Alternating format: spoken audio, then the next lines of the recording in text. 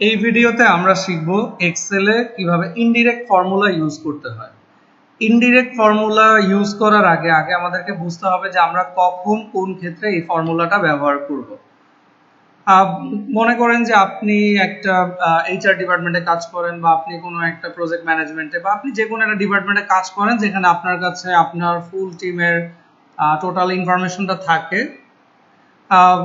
আমরা যদি একটা ইউনিট ধরে নেই, যেমন হচ্ছে আপনি আপনার কাছে হচ্ছে আপনার টিমের যারা মেম্বার তাদের হচ্ছে স্যালারির অ্যামাউন্ট আপনার কাছে থাকে, এবং এটা আপনি জানেন এবং এটা আপনি মেইনটেইন করেন। তা আপনার কাছে যেহেতু বিভিন্ন ডিপার্টমেন্টের লোকজন আসে বা ইন্ডিভিজুয়াল পার্সন আসে, যে বিভিন্ন সমস্যা নিয়ে, যে আপনার ইনক্রিমেন্ট কত হবে বা কি হবে, বা অন্য কোনো একটা টিম মেম্বার আসলো জানার জন্য যে তার টিমের, যেমন হচ্ছে অ্যাডমিনের একজন বস আসলো, উনি এসে বললো যে আপনাকে আপনার ওনার অ্যাডমিন টিমের কার কত টাকা স্যালারি এটা দেখানোর জন্য। এখন আপনার এখানে পাশাপাশি সাপ্লাই চেইনের যারা টিম মেম্বার তাদের স্যালারি আছে, এখানে হয়তো আপনার আদার্স আরো ডিপার্টমেন্টের স্যালারি থাকতে পারে। তো এখন আপনি চাচ্ছেন না যে আপনার কাছে যিনি আসছে তাকে আপনি অন্যজনের ইনফরমেশন দেখাতে।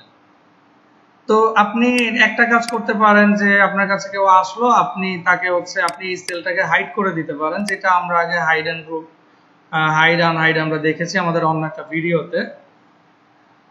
কিন্তু হাইড না করে যখন আমাদের অনেক বড় ডেটা হবে, বা আমরা অন্য কোনো পেজে কাজ করব, বা আমার এখানের যে ইনফরমেশনটুকু আছে, যেমন সাপ্লাই চেইনের যারা মেম্বার আছে এবং অ্যাডমিনের যারা মেম্বার আছে তাদের যে স্যালারি অ্যামাউন্ট গুলো, আমি এইটা আমার হচ্ছে মেইন শিট এখানে আছে, কিন্তু এমন হতে পারে যে আমি এমপ্লয়ি ওভারভিউ এরকম আরেকটা শিটে আমি কাজ করতেছি, এখানে আমার টোটাল এমপ্লয়ীদের স্যালারি এবং সবকিছু এখানে আছে। তা আমাকে বারবার মূল ইনফরমেশনটা দেখার জন্য এই শিটে আসতে হবে, কিন্তু আমি চাচ্ছি না এখানে বারবার আসতে। আমি চাচ্ছি আমি এই শিটে কাজ করব, এখানেই আমি ক্লিক করব, এখানেই আমি ইন্ডিভিজুয়াল মেম্বারের আমি স্যালারি অ্যামাউন্টটা দেখে নিব। এই কাজটা আমরা ইনডিরেক্ট ফর্মুলা ইউজ করে করতে পারি। আসুন আমরা একটু প্র্যাকটিক্যালি দেখে নেই আসলে এর ইমপ্লিমেন্টেশনটা কিভাবে কাজ করে। তা আমি আমার মূল শিটে ফিরে আসছি, ইনডিরেক্ট ইন ডাটা ভ্যালিডেশন। আমার এখানে আছে সাপ্লাই চেইনের আমার টিম মেম্বার যারা তাদের স্যালারি গুলো আছে, নাম আছে অ্যাডমিনের যারা তাদের নাম এবং স্যালারি আছে। তো আমি চাচ্ছি এখানে আমি ডিপার্টমেন্টে ক্লিক করব, এমপ্লয়ি নেম, এখানে তার নাম এবং স্যালারি অ্যামাউন্ট আমি এখান থেকে ক্লিক করে দেখতে পারবো। তো আমি হচ্ছে এই সেলে, তাহলে আমাকে প্রথমে করতে হবে, আমরা এটা ডাটা ভ্যালিডেশন ইউজ করে এটা করব। ডাটা ভ্যালিডেশনের মধ্যে আমরা ইনডিরেক্ট ফর্মুলাটা ইউজ করব। তাহলে আমি এখন চাচ্ছি আমার এই দুইটা সেলে কাজ করতে, এখানে আমি সব ইনফরমেশন দেখতে চাচ্ছি। তাহলে আমি D2 সেলটা, দ্যাট মিন্স ডিপার্টমেন্টের এখানে এই সেলটা আমি সিলেক্ট করে আমি যাব ডাটা ভ্যালিডেশন। ডাটা ভ্যালিডেশনটা আমরা পাবো আমাদের রিবনের ডাটার থেকে ডাটা ভ্যালিডেশন, এখানে যে আইকনটা এটা হচ্ছে ডাটা ভ্যালিডেশন। ক্লিক করলাম, এনি ভ্যালুকে আমরা লিস্ট করে দেই সোর্স। আমার সোর্সটা কোথায় আছে? সোর্স আছে অন্য একটা শিটে, ইনডিরেক্ট ইন ডাটা ভ্যালিডেশন। এই শিটে আমার সোর্স, আমি চাচ্ছি আমার ডিপার্টমেন্ট গুলো দেখাবে, সাপ্লাই চেইন এন্ড অ্যাডমিনিস্ট্রেশন। তো আমার সোর্সটা আমি সিলেক্ট করে দিয়েছি, এখন আমি ওকে দিয়ে দিলাম। এখন দেখেন আমি অন্য আরেকটা শিটে এমপ্লয়ি ওভারভিউ, এই শিটে আমি যখন আমার ডাটা ভ্যালিডেশনটা ক্রিয়েট হয়ে গিয়েছে, আমি যখন এই ড্রপ ডাউনে ক্লিক করব, দেখেন এখানে সাপ্লাই চেইন অ্যাডমিনিস্ট্রেশন চলে আসছে। আমি যদি এই সোর্স এখানে 5টা বা 10টাও যদি আমি দেই, 10টাই এখানে চলে আসবে।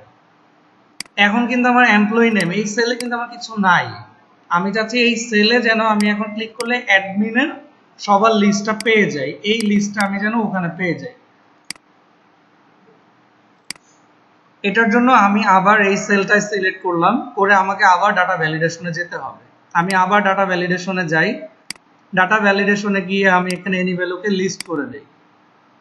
এখানে যে সোর্সটা আছে, আমরা এখন এই শিটে এসে এই সোর্সটা সিলেক্ট করব না, কারণ এটাতে আমাদের কোনো কাজ নেই, আমাদের কাজ এখানেই। আমরা যেটা করব, এই সেলটাই সিলেক্ট আছে যেহেতু আমরা এখানে সোর্স বসাবো, আমরা এখানে একটা ফর্মুলা ইউজ করব ইনডিরেক্ট। আমরা জানি ফর্মুলা লেখার জন্য আগে ইকুয়াল দিতে হয়, আমরা ইকুয়াল দিলাম। আমি এখন ফর্মুলাটা লিখি INDIRECT, ইনডিরেক্ট। ফর্মুলাটা লিখে ফাংশনটা লিখে আমি ব্র্যাকেট ওপেন করলাম। আমি এখন সোর্সটা সিলেক্ট করে দিব, আমার সোর্স এটা অ্যাডমিনিস্ট্রেশন, যেখানে আমি মাত্র ডাটা ভ্যালিডেট করেছি। সোর্সটাকে আমি সিলেক্ট করে আমি ব্র্যাকেটটা ক্লোজ করে দিই। ব্র্যাকেটটা ক্লোজ করে যদি আমি এন্টার দেই, তাহলে আমি দেখেন এমপ্লয়ি নেম এখানে যখন ক্লিক করি তখন আমার এখানে একটা ড্রপ ডাউন চলে এসেছে। এখন যখন আমি যেহেতু আমার উপরেরটাই অ্যাডমিনিস্ট্রেশন সিলেক্ট করা, আমি এখন যখন ড্রপ ডাউনে ক্লিক করব দেখেন আমার অ্যাডমিনিস্ট্রেশনের যারা যারা মেম্বার আছেন তাদের সবার নাম এবং স্যালারি এখানে চলে আসছে। আমি যে কোনোটাই সিলেক্ট করলে আমি এখানে এটা সুন্দরভাবে দেখতে পারতেছি। আমি যদি এখন সাপ্লাই চেইনে ক্লিক করি এবং এখানে এমপ্লয়ি লিস্টে আসি, দেখেন এখানে সাপ্লাই চেইনের সব মেম্বার এবং তাদের স্যালারির অ্যামাউন্টটা আমার এখানে লেখা আছে। আমাকে কিন্তু বারবার এই শীটটাতে যেতে হচ্ছে না। আমরা আমাদের কাজের সুবিধার জন্য, সময় বাঁচানোর জন্য আমরা এই ইনডিরেক্ট ফর্মুলাটা ইউজ করে আমাদের অনেক টাইম আমরা সেভ করতে পারি এবং কাজটাকে ইজি করতে পারি।